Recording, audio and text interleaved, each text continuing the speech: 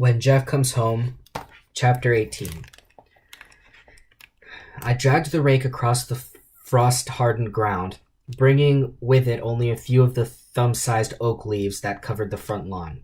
Grumbling to myself, I tried again, this time applying more force. A half-hour's work so far had produced only a modest pile of leaves and a growing ache in my back and forearms. I had no energy for the job, and my heart wasn't in it. But I knew why I was out there. The finished product, a clean lawn, the leaves neatly bagged and stored out of sight, would serve as both an offering and an apology to Dad. Look, Daddy, I raked the lawn for you. See? See what a good boy I am?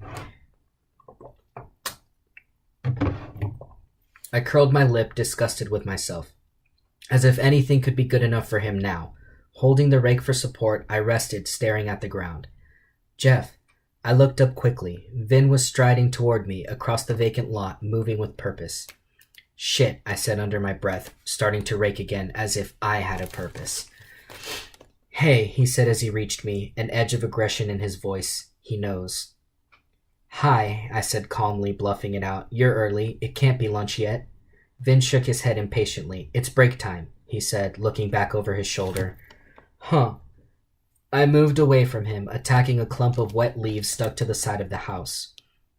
Vin came around and grabbed the rake out of my hands. Shocked, I stepped back from him. Is it true? He said, staring at me. I couldn't meet his eyes. Is what true? Vin tossed the rake to one side. There's a story in the Modesto Bee today. My mom showed it to me at breakfast. It says that guy took naked pictures of you. That's what those reporters were asking about, isn't it? I shrugged, chilled, wanting away from him but afraid to move. Hey, I'm in that goddamn story, Vin said, his voice low and furious. A picture of me, anyway, standing next to you outside your house. That went over big today. What do you want me to say, Vin? Why did you lie? Why didn't you even give me the chance to handle it? At this, I looked up. Vin was squinting at me, his head tilted. There was a softness in his expression, a quality of hurt. He was giving me an opening. I could not take it. I don't know what you're talking about. I didn't lie to you about anything. You said he never touched you. Vin was angry again. He took a step forward, his hands clenched by his sides.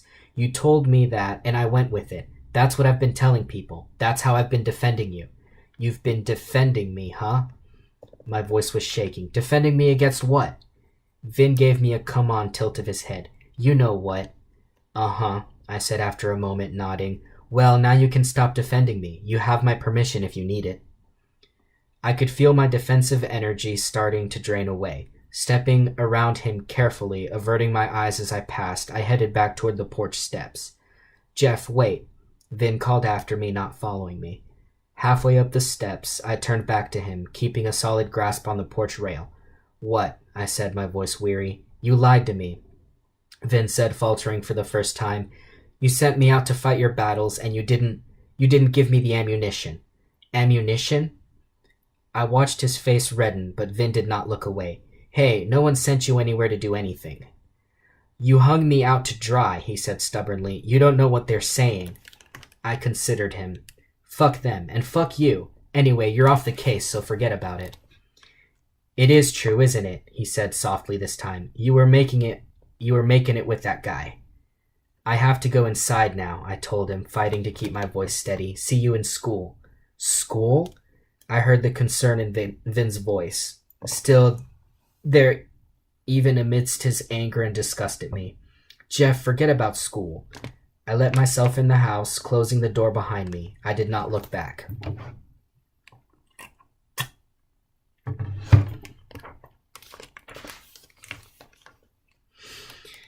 The Wayne Telegraph arrived at 4.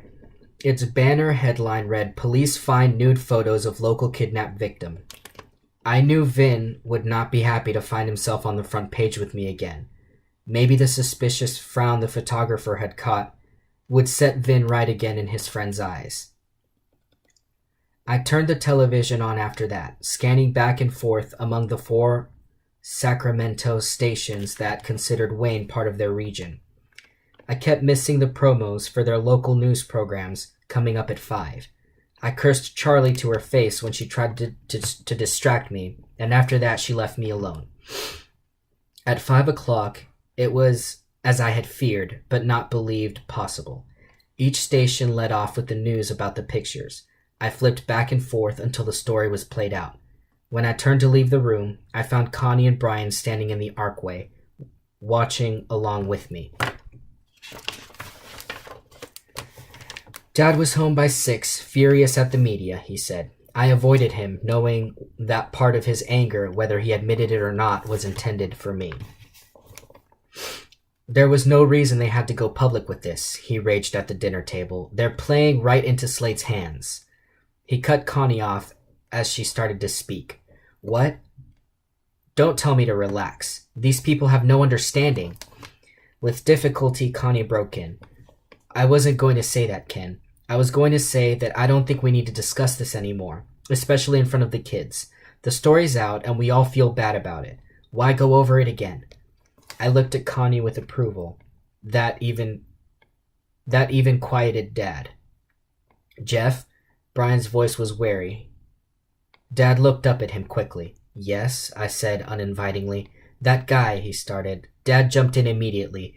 Brian, listen to your mother. We're not going to talk about this. But I just want to say something to Jeff, he protested. Brian, Connie warned softly. He waited, then blurted out. I'm sorry that guy made you do stuff, Jeff. That's all I want to say. I waited for Dad to jump on him again. He didn't. The silence lengthened. Ray didn't do anything to me. Yeah, I took my clothes off for him. And yeah, he took pictures of me, but that doesn't mean... Without looking at any of them, I mumbled, Sorry I lied to you guys. After a short silence, Charlie leaned over and kissed me on the cheek. I stared down at my plate, ashamed. It's okay, she said quietly, resting her head against mine for a moment. So, Dad said, clearing his throat. Jeff, about tomorrow. I had an appointment the next day at Wayne High to register and sign up for classes. Yes, I said, wary of any more changes, any more news. I'm going over with you. I decided to take a day off work. Why? I said quickly. I can do it myself.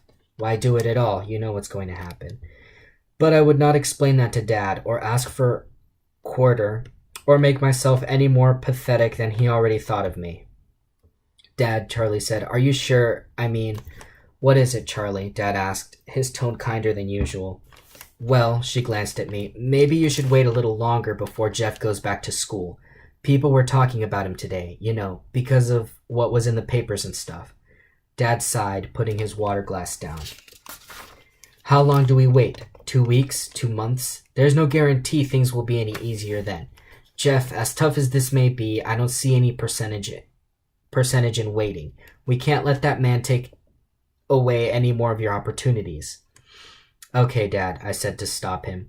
I'm going. I am. I just think I should sign up for classes myself like we planned. I couldn't tell him the truth, that I was afraid of what he might hear about me if we went over together. Dad looked a little hurt. Are you meeting Vin over there? Is that it? No, I said flatly. Charlie stared at me. Jeff, I'm coming with you tomorrow, Dad said. You'll have plenty of time for independence when you start school for real on Monday. I was silent during the short ride to school the next day. Nervous? Dad asked as we reached Wayne High. A little, I mumbled, sinking down lower in the seat. Hordes of students filled the sidewalk in front of the high school. Another mob was crossing Delano Road, the public street that split the science, shop, and agricultural complexes off from the rest of the campus.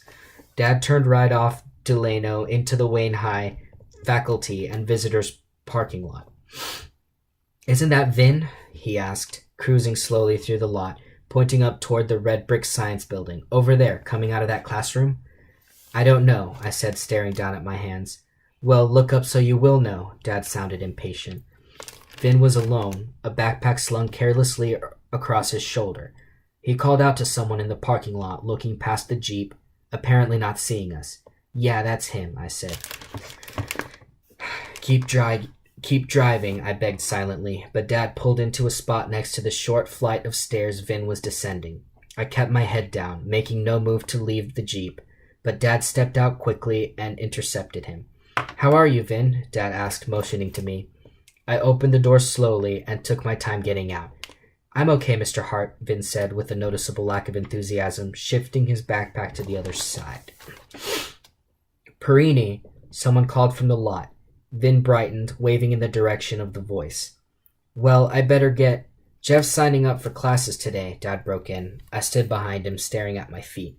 Yeah, that's good. Well, I have to get going. See you, Jeff. See you, Mr. Hart.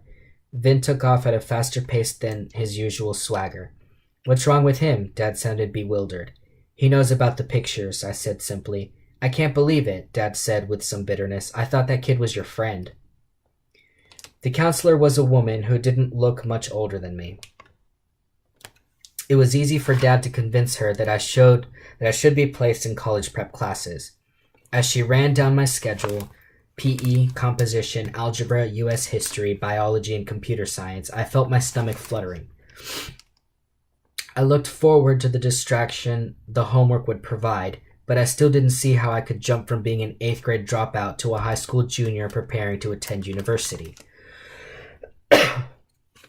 Afterward, Dad took me downtown to a Mexican restaurant for lunch.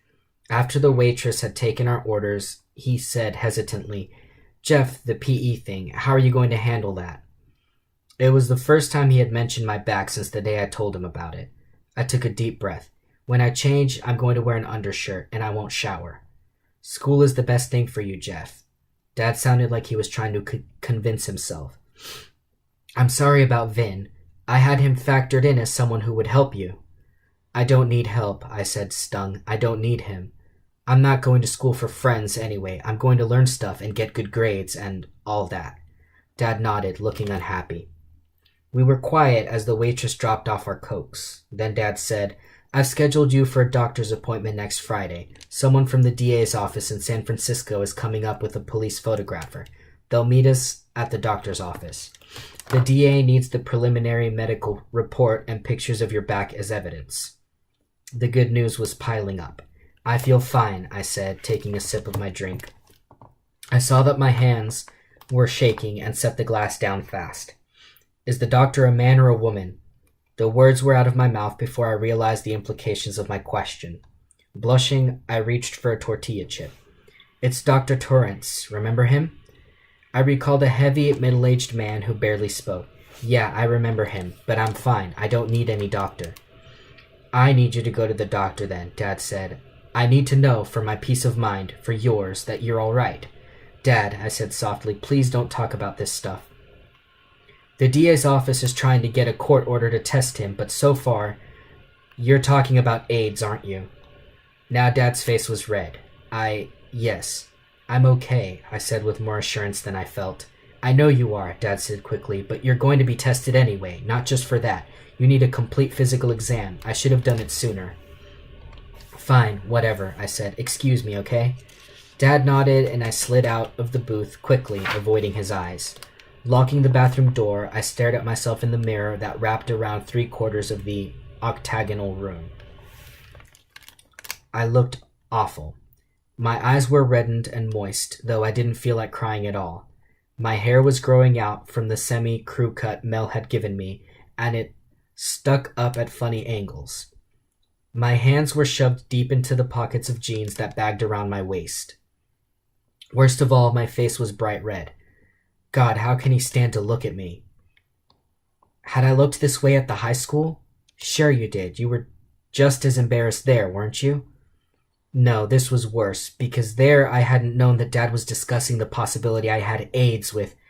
Who? The district attorney's office. Stevens, of course. Ray. And how do you get AIDS, Dad? I can't stand this, I said quietly. Someone tapped at the door. Jeff? Dad said. Jeff, are you in there? Are you all right? I closed my eyes. Leave me alone, Dad. Leave me alone.